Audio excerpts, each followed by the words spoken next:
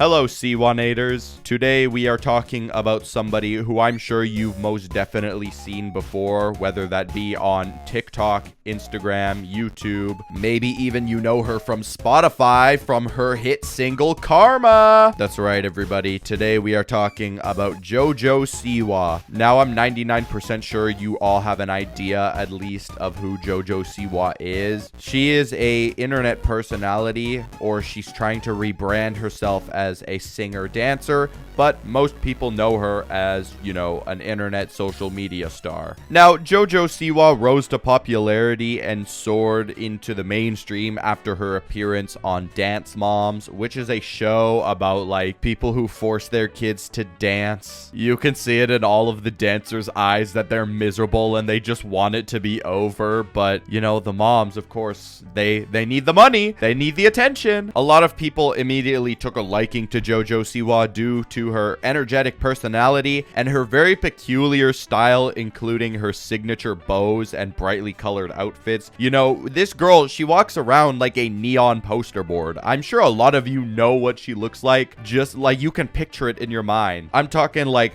bright pink jacket, bright pink bow, probably the size of my shoe, and I'm a size 12 men's. So JoJo Siwa, sorry, JoJo Siwa, she was pretty hard to miss. I mean, she was one of the loudest people in the shows. I'm going to be honest, I just searched that up. That's what people are saying. I never watched Dance Moms because I had better things to do with my time. After this, JoJo Siwa started a YouTube channel and gained a pretty good amount of popularity. I mean, listen, this amount of subscribers, this is nothing to scoff at over here. Now, JoJo's YouTube videos were difficult to comprehend truly what she was saying because she would just be spewing garbage. Something else she would post on here, apart from just general videos, was vlogs, behind the scenes with content relating to her career and personal life, flaunting how much money and cars she has. And then we get into her music career. Now, JoJo Siwa was, or I guess is, a very successful singer. She's released several singles, including Boomerang, Kid in a Candy Store, and Hold the Drama. Now, listen, one of these music videos I'm pretty sure has nearly 1 billion views or 1 billion views. Let me go check this actually. 1 billion views, 5.3 million likes, and 1.1 million dislikes. That is insane. As some of you may have noticed, I myself left a like on the song because I thought it was quality music. I don't listen to any modern day pop rap or crap rap or anything like that. That's by far her most popular song, Boomerang. Her other songs still do phenomenal. Kid in a Candy Store has 280 million views.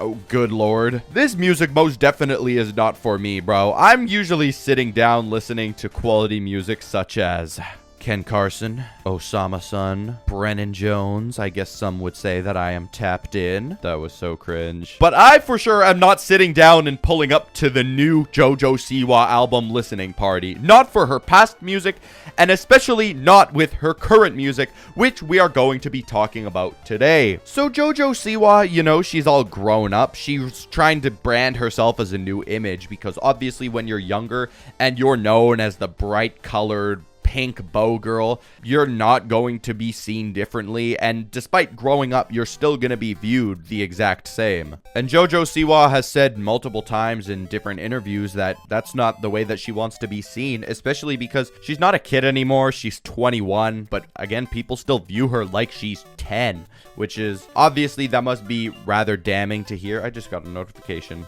from Be Real. Who still uses Be Real? Why do I have this app? Hold on. I just deleted it. There we go. Anyways, JoJo Siwa wants to be viewed differently, and she really started showing that. So what she did, one of her first big things was she ended up cutting her hair. She cut the signature long hair, she ditched the bows, and she just cut it really short. It was pretty sick, actually. And that's when people started, you know, going, oh my goodness, JoJo Siwa, she's finally changing. The once bright and happy person that they knew no longer exists. All that remains is adult JoJo Siwa. But she's been trying to, get back into music, post music more, because apart from that, kiddie shit where it's just, I'm gonna come back like a boomer. No, that music, it's not something you're going to be proud of when you're older. So she's rebranding into a more adult image. She's trying to put on this edgy look, and a lot of people have been noticing that her outfits have gotten a lot more extravagant. Her new style, it almost takes inspiration from Kiss, Gene Simmons. I don't know any other band members, but like the face makeup, the very in your face sort of look. It's almost like she's trying to be Chappell Roan. Chappell Roan is sort of like that, where her outfits are very extravagant, but I think Chappell Roan does it phenomenally better, and on top of that, her music is actually really good. But then you have JoJo Siwa over here talking about how she's going to be the next Miley Cyrus, and how she's going to be the first in her generation to truly break out of this cutesy image. And honestly, I think it's really corny. She goes to these interviews and is like, I am the first in my generation to do this, and it is very, very scary, but it really needs to be done because the generation, they need somebody like me. Yo, JoJo, nobody's asking you to do this. I'm in the same age group as JoJo Siwa. She was born 2003. I'm born in 2004. I'm 19 years old. Holy shit, I'm old. But the way that she's talking about taking this big step with releasing her new single called Karma, she's talking about it as if she's about to go into the battlefield of Vietnam. Like, yo, you're just releasing a new song. You're not doing anything phenomenal for the world. You're not doing anything groundbreaking for the generation, especially because, like I just said, nobody was asking you to do this in the first place, JoJo. So JoJo has been very big with dancing, and I never paid attention to any of her dances because, again, I have a lot better things to do. So she ended up posting her dance moves on TikTok, and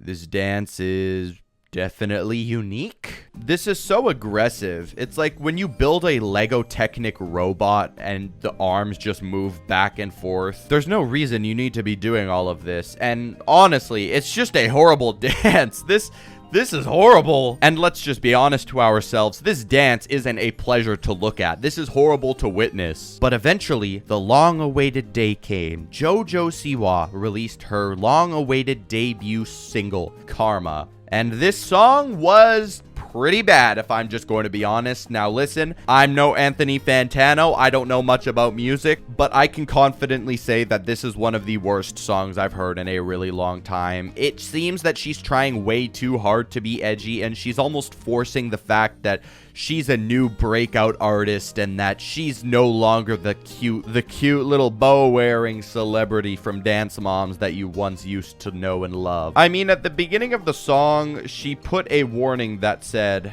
"Warning, the following content is not made for children and may be disturbing or offensive to some viewers. Viewer discretion is advised." JoJo, this is not a Martin Scorsese film. This isn't Christopher Nolan's Oppenheimer. You don't need to put a warning at the front just because you said bitch and shit in your lyrics. I'm not going to put a warning at the beginning of this video. That's really stupid. Apart from that and just being generally obnoxious, JoJo Siwa is pretty... I don't even really have much else to say. She's just a pretty bad musician, if I'm being honest. I could be totally in the wrong. Maybe it's just music that I don't truly understand. My tiny little cranium can't truly grasp the pure musical scale of JoJo Siwa.